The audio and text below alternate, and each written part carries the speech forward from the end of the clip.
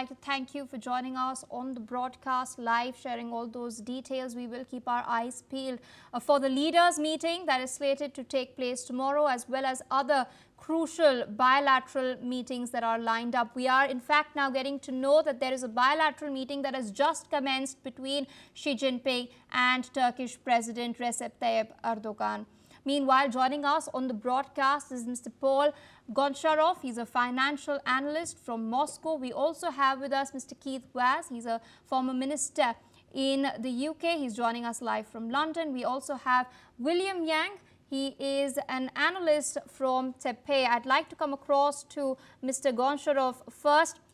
President Putin is in China. He is slated to meet Chinese President Xi Jinping very shortly. And the SCO Summit, as well as this bilateral, comes as the US is mounting pressure against Russia in order to end the war with Ukraine. What are your expectations from this bilateral meeting between Russia and China in the backdrop of American pressure?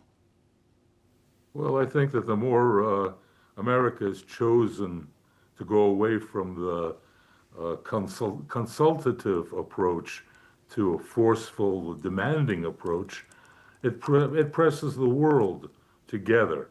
And by the world, I mean the global south, Russia, India, China, much more solidly put together. I heard this morning a colleague of mine in the Russian Ministry of Foreign Trade, he said that we're now seeing clearly the division of compradors, which, if you'll recall, was popular in China during the colonial era. So now the world is being divided into compradors and those that are clear-thinking, multipolar advocates. Indeed, I'd like to rope in Mr. Keith Vaz into the discussion as well. The SCO in China specifically, it's being touted as an alternative to Western-led alliances, particularly NATO. NATO is, of course, a military alliance. The SCO is not formally a military alliance, but it is an organization that largely focuses on regional security. Critics have often questioned the SCO's relevance over the years, pointing towards differences between member states, friction especially between India and China. However, there have been some interesting developments recently, including the United States adopting a very protectionist stance as far as its economy is concerned, Donald Trump's slapping steep tariffs against countries across the world, as well as a border truce between India and China. So in this context, are we seeing the Shanghai Cooperation Organization coming up as a counterweight to Western alliances, or is it still not quite there yet? Good morning. I think that you've summed it up extremely well. This is a very important moment in the trade history of our world. These three giants, along with their other colleagues, meeting in China to discuss the world's trade problems that have been created absolutely by Donald Trump. There's only one person you can blame for this. This is the arrival of the Trump administration. Yesterday, as you know, the courts in America have ruled that he has exceeded his power on tariffs, and this case is going to go to the Supreme Court. The world is in turmoil, and that is why I welcome the meeting of President Putin, the President of China, and Narendra Modi. I think it's a big moment for the world. It's an opportunity for not an alternative, but a complementary move, which basically leaves out the EU and the United States. For too long, these two blocs, the EU and the USA, have ruled the world economically. Now we have other countries moving forward. And in India's case, I think that Narendra Modi has played a brilliant hand. Why should he be bullied by the American president into not selling his oil to other countries, oil that's come from Russia? Why should he be bullied in not even buying that oil from Russia when India has had a relationship with Russia that's gone on for decades and decades since independence? So this should be an exciting moment for the world.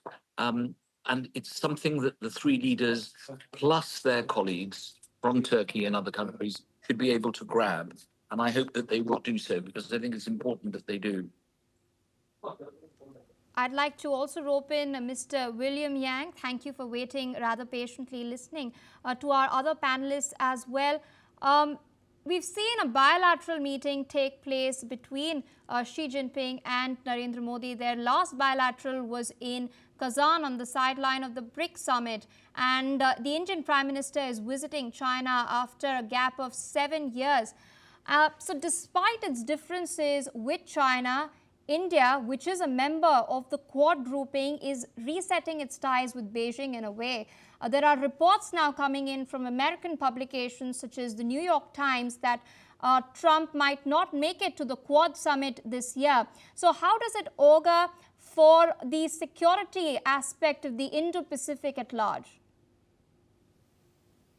Yes, I think this recalibration that's prompted by the Trump administration's punitive tariff policies against India is really going to create some fundamental changes in the balance of power in the Indo-Pacific region. I think we need to remember how important, in fact, India is part of the Quad. You know, it has the largest number of population. It is one of the fastest rising economy in the world, and at the same time, it has a very strong military industrial base that, in fact, is going to would have played a very important role in the U.S. effort to compete with China in the Indo-Pacific region. But I think now we are seeing clearly from the readouts, both from the Chinese side and the Indian side, that Modi and Xi are willing to set aside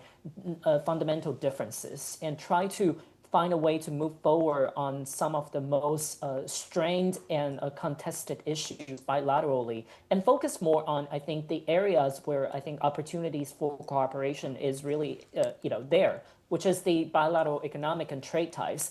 We see that the Chinese president has clearly said that, as long as both sides can prioritize their economic relations and make sure that they focus on being partners rather than rivals, then he believes that China and India can actually have a collaborative and also positive relationship moving forward.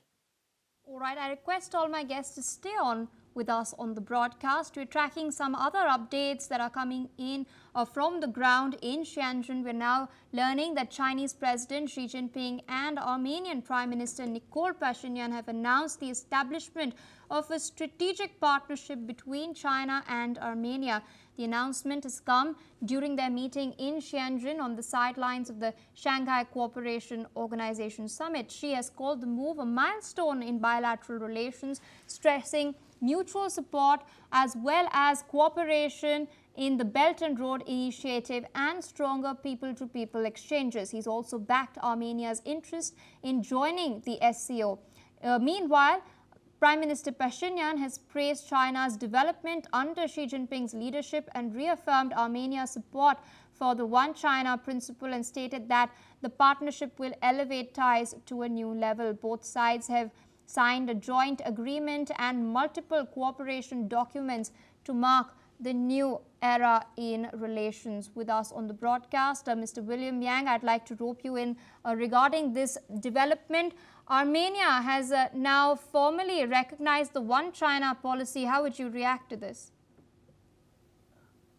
I think that is an expected move for any country that hopes to deepen relations with China, that they are going to adopt this. But I think there's also a very important distinction between the One China policy and what China prefers, which is the One China principle. One China policy means that these countries acknowledge that there is only one China, and Beijing, the People's Republic of China, is the sole representative of that. But it doesn't mean that they agree, which is what Beijing wants, and based on their One China principle, is that Taiwan is a part of China. I think most countries around the world remain very cautious when it comes to signing on to these very, I think, tricky and detailed diplomatic languages. And sometimes some countries would go all in, but most of the times the countries would prefer to adopt and agree to the One China policy, but not the One China principle. So I think it's important to make that distinction. All right, I'd like to thank you, Mr. Yang, for taking our time speaking to us on NewsX World. I'd like to go across to Mr. Paul Goncharov, who's still with us on the broadcast. I'd like to address another important upcoming bilateral meeting that is going to be taking place tomorrow. That is between the Indian Prime Minister Narendra Modi and Russian President Vladimir Putin. India and Russia enjoy close ties, of course, but this comes in the backdrop of the Russia-Ukraine war that still persists after 42 months. India has always advocated for peace, stating that this is not an era of war, a message that the Prime Minister had given to the Russian President when they met last time as well. Meanwhile, the Ukrainian President Volodymyr Zelensky had dialed Narendra Modi yesterday evening. He had highlighted that the war has not stopped despite efforts by the administration in the United States of America. He claimed that Kremlin is hesitant to come to the negotiating table as Donald Trump has been mooting. What is your reaction to the statement that Zelensky made? Well, it was, I guess, expected from Zelensky. The bottom line is here is a conflict that's brewing for ages, from back before 2014. And however one reads it, any negotiated tuning down of the military conflict has to be solidly backed up. Russia has been prepared. It's been an open book about this for years. Problem is as with the Minsk Accords and the agreements in Istanbul, is that there's always a reason to sabotage it, to put a stick in the spokes of the wheels, not by Russia. I think we all clearly remember what Angela Merkel said: give Ukraine time to rearm. So what Russia is looking for is a solid guarantee that this is not going to be just some temporary rearming ceasefire, but they want the long-term picture of settling the conflict and the reasons why it occurred. Indeed, and India's purchase of Russian oil is being penalized.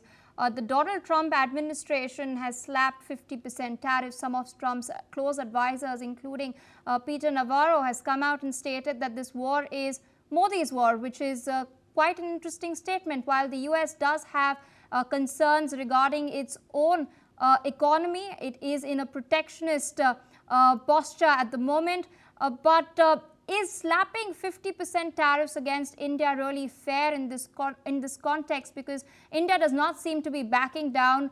India is still purchasing oil from Moscow. In fact, the charge d'affaires in India, the Russian charge d'affaires in India, had recently highlighted that there may be a discount that Moscow could offer India further.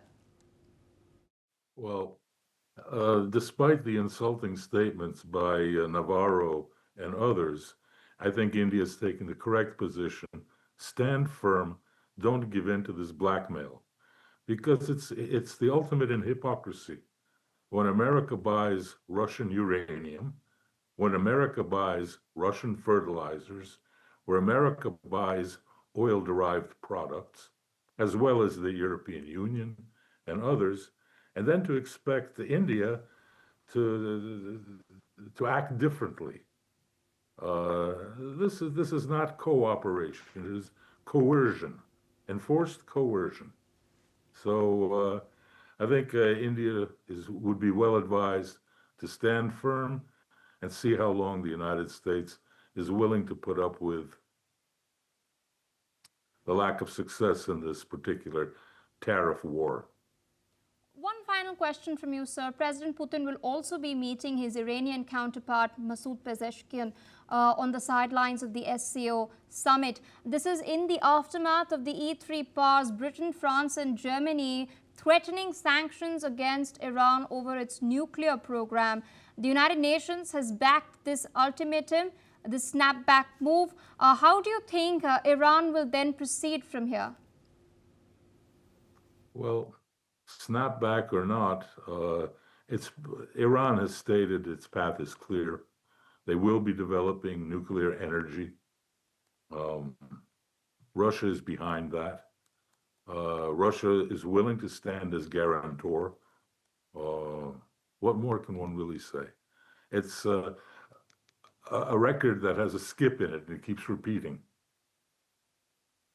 All right, so with that, I would like to thank you for taking out time speaking to us on NewsX World.